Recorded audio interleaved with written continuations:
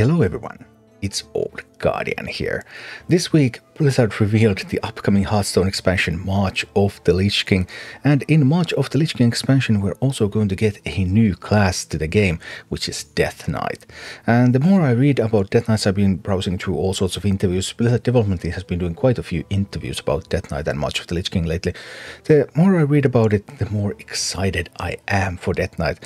Actually, let me just display my enthusiasm for this upcoming class, like, wow, Death Knight! Okay, now we have some emotion in this video, so now we can continue. What makes Death Knight so interesting?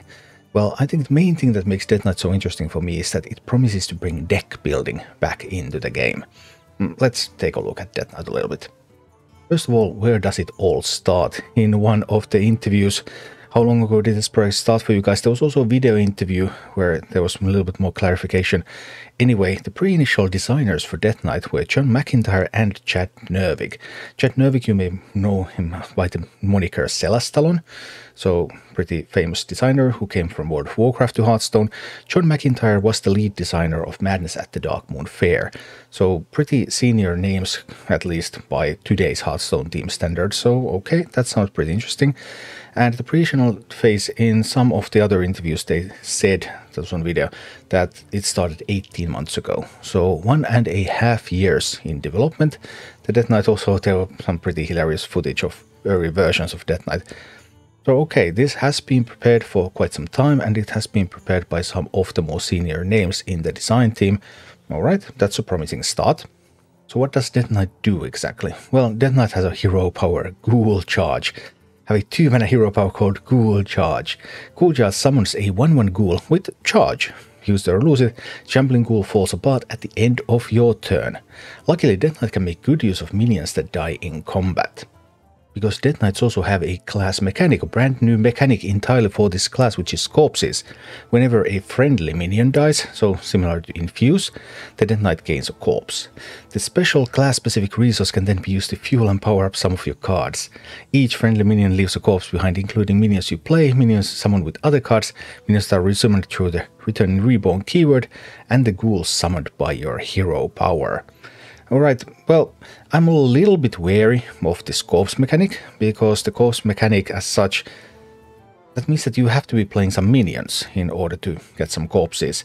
And that already does limit the class somewhat, because obviously playing like a heavy control deck, very low minion count, very low corpse count. But the hero power serves to offset that a little bit. And in some of the interviews they also talked about how Blood Death Knight, which is the most control heavy Death Knight, is going to be more efficient with the corpses as well. So maybe it's all going to balance out, but interesting that they put so much effort that they put a new mechanic specifically for a single class. No other class has anything like this. And then tying it to that board-based stuff. And another thing, that ghoul having charge. And the ghoul having charge is something that was actually discussed in multiple interviews, for example in this one. So we went into Death Knight not as limited in our minds of the potential of things that we could do. And it just so happened that we settled on the 2-mana hero power that works really uniquely well with Flavor of Undead and Death Knight, and with the corpse mechanic as well. There was quite a while in there where the ghoul from the Ghoul Charge hero power only had Rush. I suppose it would have been called Ghoul Rush, but we decided that one of the wider, fully class-wide weaknesses of Death Knight would be that they don't do a whole lot of single-target buffing. They do some AoE buffing with things like Anti-Magic Shell, but not a significant amount of single-target.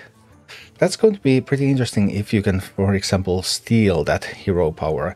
Let's say you're a rogue and you yoink something, and if you find some ways to do single-target buffs, then there might be some interesting counterplay to that, but I mean those are very niche scenarios, you can't really build your deck around that. But they have thought about, hey, all these charge minions, so they don't get overpowered. Alright, that's good. And then the most interesting part about Death Knight, class deck building mechanic runes. You may have noticed the colored symbols around the mana costs of some Death Knight cards. These are called runes. There are 3 runes, one for each Death Knight spec. Red is Blood, blue is Frost, and green is Unholy. These runes dictate which Death Knight cards can be added to your deck during deck building. When building your deck, you select a combination of 3 runes, which determines which Death Knight cards you can add to your deck. You can choose to fully devote to one rune, such as Triple Blood, or you can go primarily into one rune while dipping into another, such as Double Unholy Single Frost. This rune system allows for incredibly varied and powerful Death Knight cards, while making sure any particular deck isn't just the best at everything. Instead, each of the runes specializes in certain types of cards and effects. So the important part about runes is this is only deck building. These are not an in-game resource. It's not like you would need a specific colored mana like in Magic. These don't bring any of that stuff into the game. It's only for building your deck. And they are Death Knight cards, and it appears that the more runes they have the cards, the stronger they are. So those 1 rune cards are not that powerful, not that special. 2 runes, okay, that's already doing stuff, and 3 runes are the most powerful cards. So there's 3 rune blood cards, 3 rune frost cards, 3 rune unholy cards. You can only pick one, or you can make multiple combinations of these. I mean, there's up to 10 combinations. Going full on one of these, or getting 2 in one and then a splash, or even the 1-1-1 combination, which actually was mentioned in one of the interviews as the only combination that they think will not see play because those 1 rune cards are simply not powerful enough. This is what it looks like in the deck builder. So when you're building a Death Knight deck, it can automatically fill in the rune space from the cards that you drag into your deck, or you can manually select them. So this is a Double Blood Single Frost deck that has Blood Boil as a Double Blood card, and then it has Glacial Advance Single Frost card. And this means that there's actually really many classes in Death Knight. So Death Knight, I mean, this is much more than a single class. This is a really big change because Death Knight has so many options. It's like bringing multiple classes into this game all at once. It has also allowed Blizzard to do this sort of advertising that is a little bit misleading. Massive 32 card core set, 68 total cards, 50% more cards than for Demon Hunter.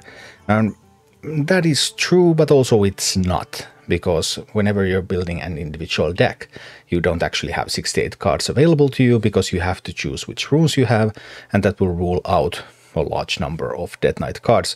So in reality, we're looking at maybe playing like 3-4 classes that are similar than Demon Hunter, except that they're now all rolled into this one class. And this will potentially cause problems for Death Knight further down the line, because like in this Shack News interview, typical approach to an expansion is to give each class X amount of cards, but with the Death Knight having its 3 different rune specializations, is that approach going to change? Or is Death Knight basically just going to get maybe 3 or 4 cards per rune each expansion? And Cora Giorgio answered, yeah, this is one we discussed quite a bit.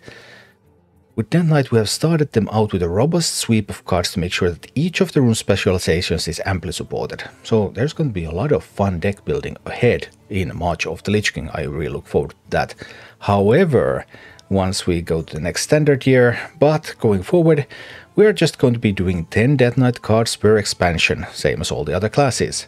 And we decided that in a full year of Hearthstone expansions, we want to give each of the rune specializations some new toys, something new to do, some interesting deck.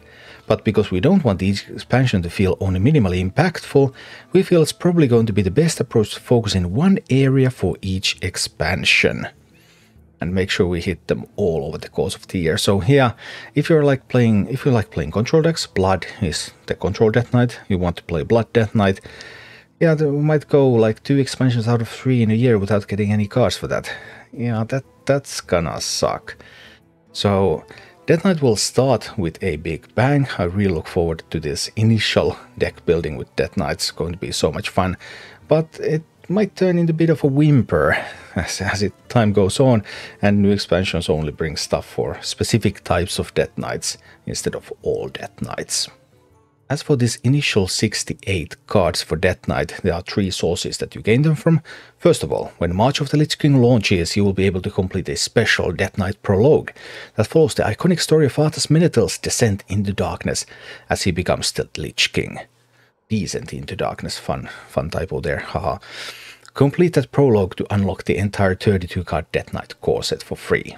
Alright, 32 card Death Knight core set, that's going to come from the prologue, and this prologue is probably the thing that you want to do when March of the Lich King arrives. This is the first thing you want to do. And then there is the Path of Arthas set, because Blizzard likes money, and this is a great way for them to get some money. Path of Arthas is 26 distinct Death Knight cards that are designed to be combined with the core set. And Path of Arthas is included in the Mega Bundle, or once the expansion goes live, Path of Arthas will be available for standalone purchase in either normal for 2000 gold or 1500 runestones or golden offerings. The golden version includes golden copies and a bonus diamond copy of Lady Death Whisper. Path of Arthas cards can't be opened from packs. They can only be purchased as part of Mega Bundle, standalone or crafted. So this is basically like getting another mini set, except that you can't even craft this stuff. So yeah, that's of course a little bit of monetization stuff, but well, it is what it is.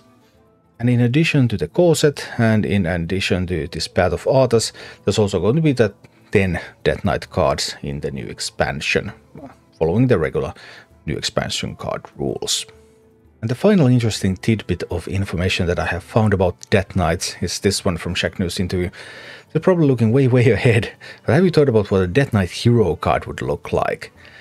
And here Cora says that it's something we sort of went back and forth on. I'm not going to spoil everything, but there is no hero card in this set. That's not to say we won't make hero cards going forward for Death Knight. Okay, so no hero card is coming, 68 cards, but they're not really 68 cards because they're actually sort of bringing multiple classes into this game right now. And overall, I do look forward a lot into deck building with Death Knight in this initial expansion. I'm a little worried about how Death Knight is going to do later on, as more expansions are added and they are only able to support a fraction of it, but December should be good.